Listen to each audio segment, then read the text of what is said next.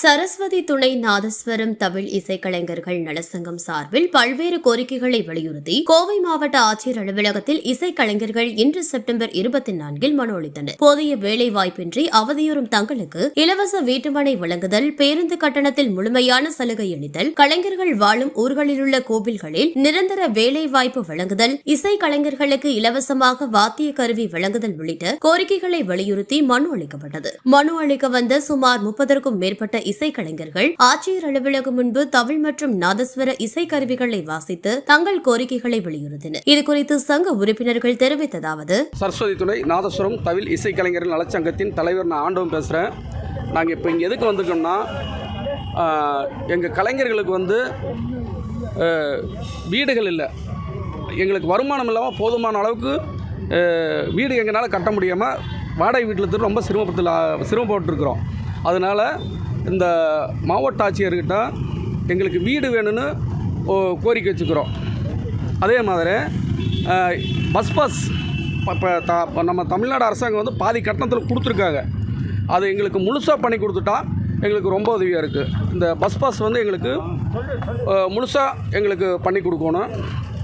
ஐயோ, அதே மாதிரி கோயில்கள், இந்த அரசாங்க கோயில்கள் எங்கள் நாட்டுப்புற கலைஞர்களுக்கு இது வரைக்கும் மாத சம்பளம் வர்ற மாதிரி எந்த கோயிலும் எங்கள் கலைஞர்களுக்கு வீடு வேலை கொடுத்ததில்ல. இந்த ஆட்சியில் கவர்மெண்ட்டு கேட்குறதுனா, நம்ம ஆட்சியர் இந்த அரசாங்கத்துக்கு எங்கள் கலைஞர்களுக்கு கவர்மெண்ட்லேருந்து அரசாங்க கோயிலுக்கு வேலை வேணும். அது ஒன்று. அப்புறம் கருவிகள் அதாவது வாத்திய கருவிகள் எல்லாம் ரொம்ப பழமையானதாக இப்போ வாசிட்ருக்குறோம். எங்களுக்கு இப்போ கொடுத்ததுனால எங்களுக்கு போதுமான அளவுக்கு இல்லை. இன்னுமே எங்களுக்கு எல்லா கலைஞர்களுக்கும் கொடுத்தா ரொம்ப உதவியாக இருக்குது. அதே மாதிரி சூலூரில் அந்த அப்பார்ட்மெண்ட்டுக்கு வீடு கட்டி கொடுத்துருக்காங்க.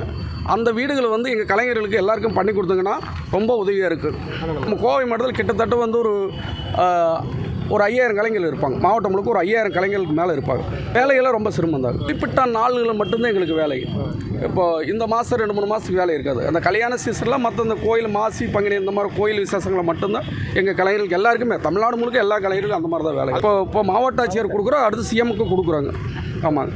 அனைவரும் வணக்கம். நான் சரஸ்வதி துணை தமிழ்நாதஸ்வர இசைக்கலைஞர் சங்கத்தில் நானும் ஒரு உறுப்பினராக இருக்கிறேன். மேடை நாடக கலைஞர்களில் எங்களுடைய தமிழ்நாதஸ்வரர்களுடைய கலைஞர்களாக மிக சிரமத்துக்கு ஆளான முக்கியமான ஒரு காரணம் என்னென்னா, தமிழ்நாட்டில் நடக்கக்கூடிய அநேக விசேஷங்களுக்கு அண்டை மாநிலமான கேரளாவிலேருந்துலாம் சண்டை மேளங்கள் இதெல்லாம் அதிகமாக இங்கே பயன்படுத்துறதுனால நம்மளுடைய பாரம்பரிய கலைகளான இந்த தமிழ் நாதஸ்வரம் இவங்கெல்லாம் ரொம்ப பாதிக்கப்படுறாங்க.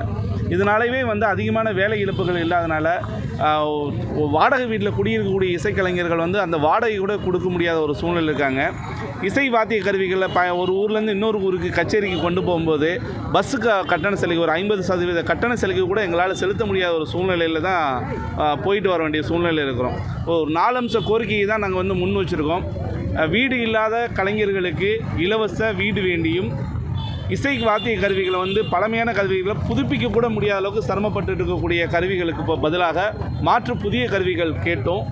எங்களுடைய பயண கட்டண சலுகையை 50% கட்டண சலுகையிலேருந்து அது 100% கட்டண சலுகையாக மாற்றி தர கேட்டோம். அப்புறம் அந்தந்த ஊரில் இருக்கக்கூடிய இசைக்கலைஞர்களுக்கு அந்த ஊரில் இருக்கக்கூடிய இந்த அறநிலைத்துறை கட்டுப்பாட்டில் இருக்கக்கூடிய கோயில்களில் அவங்களுக்கு ஒரு நிரந்தர பணி நியமன ஆணை வழங்க வேண்டி இந்த 4 அம்ச கோரிக்கையை முன் வச்சு நாங்கள் மனு கொடுக்க வந்திருக்கோம். நம்மளுடைய கோயம்புத்தூர் மாவட்டத்தில் மாவட்ட ஆட்சித்தலைவர் பார்த்து மனு கொடுக்க வந்திருக்கோம். ஒவ்வொரு மாவட்டத்திலும் இது தொடர்ந்துட்டு இருக்குது. இறுதியாக நாங்கள் முதலமைச்சரை சந்தித்து அவருடைய ஐயாவுடைய கவனத்திற்கு இதை கொண்டு சொல்வோம். நன்றி. அனைவருக்கும் வணக்கங்க. நான் தமிழ்நாதஸ்வர சங்கத்தோட துணைத் தலைவர் மற்றும் கோவை ஆக்டர் மீனாங்க. இப்போ பார்த்திங்க அப்படின்னா ஒரு 5000 கலைஞர்கள் இருக்காங்க. நம்ம 5000 கலைஞர்களுக்கும் பஸ் பாஸ் உதவி செஞ்சு தருமாறு கொடுத்துருந்தோம், மனு கொடுத்துருந்தோம். அதில் பார்த்திங்கன்னா பாதி கட்டணத்தில் இப்போ இலவசமாக நம்ம கலைஞர்கள்லாம் பஸ்ஸில் பயணிச்சிட்ருக்காங்க.